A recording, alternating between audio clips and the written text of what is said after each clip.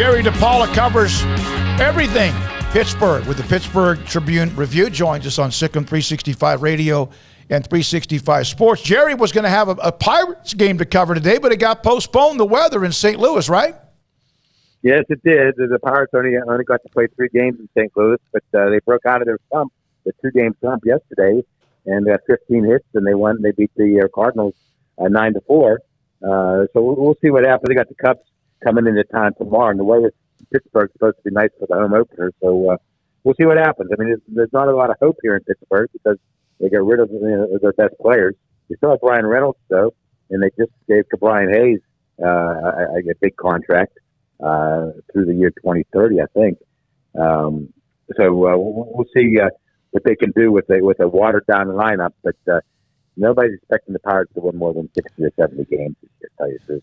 All right, anytime I talk Pirates, which is not why we had you on, I think about the greatness of Clemente and Stargell and all those amazing teams they had, and that's back in my wheelhouse when I was a kid. My older brother Robert was a huge Pirates fan, but Clemente's my probably favorite player of all time. So what is life in Pittsburgh without Kenny Pickett? Well, they had the spring game the other day on Saturday, and they went through their 15 practices, and the best thing that happened, according to Pat Narduzzi, was that nobody got hurt. Everybody came out of it healthy. We didn't get the chance to see Keaton Slovis, play much in practice because you only had to watch the first half hour, and that's most calisthenics and guys throwing the football in the air without a pass rush. But in the game, in the spring game they had, it's a strange format that Pat Narduzzi brought from Michigan State. He has the players draft their teammates.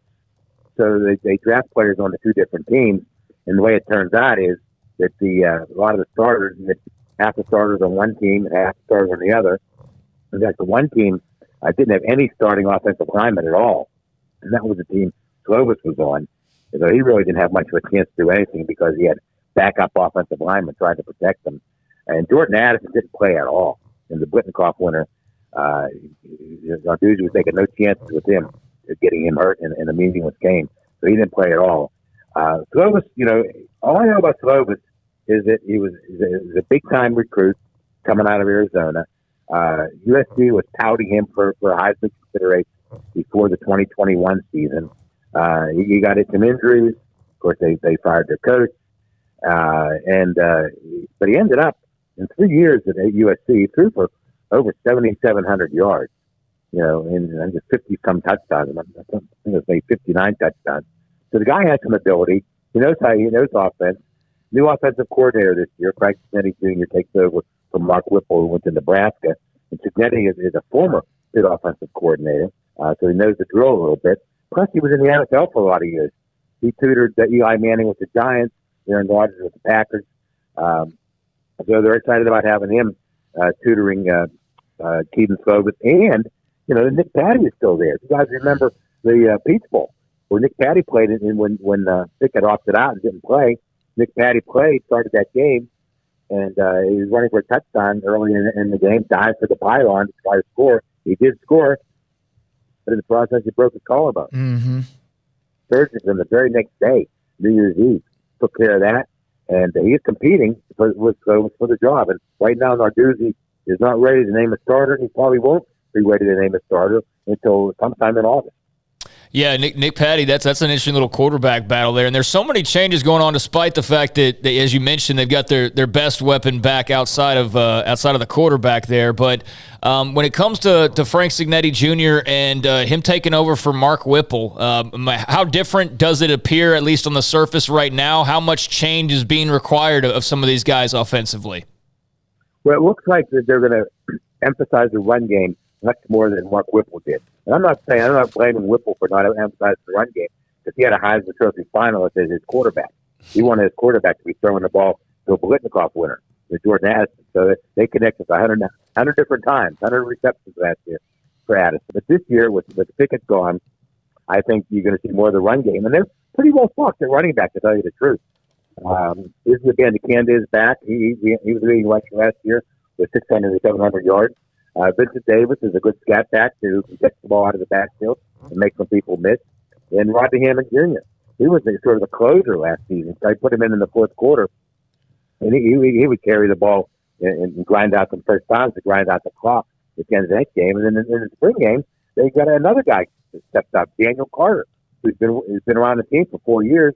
And all of a sudden, he had a great spring. He was named the most improved player in spring. So you have 4 different running backs, and I think you're going to see Pitt run the ball much more than they ran it in 2021. So Pittsburgh has the backyard brawl with West Virginia to open the year. Has it been really 10 years since they played? Yeah, 2011, I think. 11 years, yeah. Todd Graham was the coach. I remember vividly because the quarterback, Tino Sinceri, got sacked 10 times in that game down in Morgantown. And West Virginia won. But the history, they go back a long, long way. They played forever.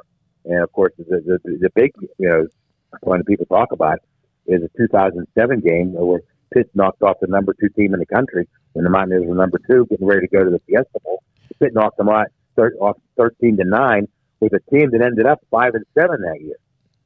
So that was one of the biggest upsets in college football that season, and the Mountaineers still hold it against them, obviously. So 11 years was the last time they played. You're right.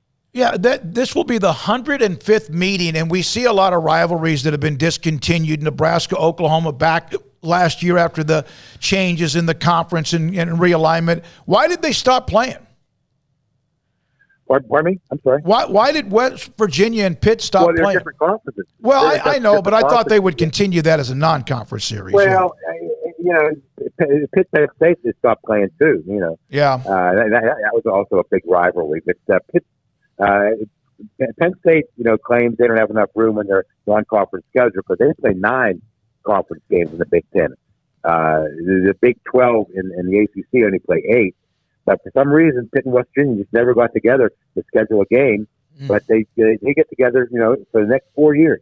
This game this year will be the first of 4 in a row that they'll play. So they wanted to play, but sometimes these things are hard to shake out, and there's a rivalry going on, and maybe they don't want to do anybody a favor. But smarter heads prevailed, and they are going to play now for the next 4 years. So, Terry, last year, first time winning double-digit games since 2009. Had, obviously some Heisman buzz, had the Biletnikoff winner, ACC champs, that whole jazz. And now, obviously having a changeover at quarterback. But, Narduzzi signs the extension. How good is life for Pitt football right now? How are kind of the fans feeling about all that momentum? Well, everybody's pretty hyped up. People will be very disappointed if Pitt can't get into double-digit victories again. Now, they won 11 games last season, and I don't think they're going to win 11 games again. Their schedule is a little more difficult. They open up with 2 Power 5 teams. Both of them are home, West Virginia and Tennessee.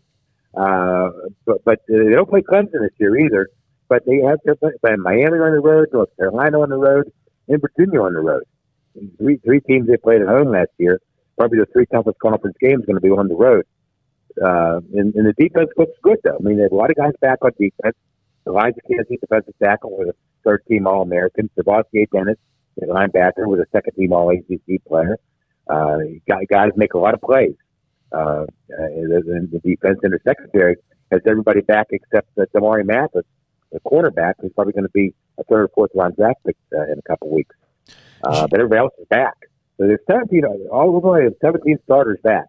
And if Chloe and/or Patty can turn into, at least a partial imitator of Kenny Pickett, I think they're going to at least win 9 or 10. Jerry, thank you. I know you're about to take a break. I think you were saying you're off tomorrow or whatever. So thanks for your time jumping on with us today, and appreciate your time. Okay, sir. Thank you very much. Jerry Dipaola, again, with the Pittsburgh Tribune-Review. You look at the history of Pittsburgh football. They won the national title in 1976. That was an unbelievable team with Tony Dorsett, who won the Heisman Trophy. You pick out the best. There's certain schools you just can't pick the best, but with Pittsburgh, Dorsett, Hugh Green, Larry Fitzgerald, Aaron Donald, Mark May, and of course Pickett put up big numbers, but you put up just those names alone. And Dan Marino. Yeah, he's good. He's kind of pretty good. And he never really won a major award, but those are some of the names from Heisman to Walter Camp to Bednarik to Maxwell, Bronco to Gursky, Lombardi, Outland, Bolitnikoff with Fitzgerald, now Jordan Addison, as Craig, you brought up. That's a hell of a depth of great names in that school's program history. Craig Hayward, there's another one. Bill Fralick. All right, we don't have a top 5.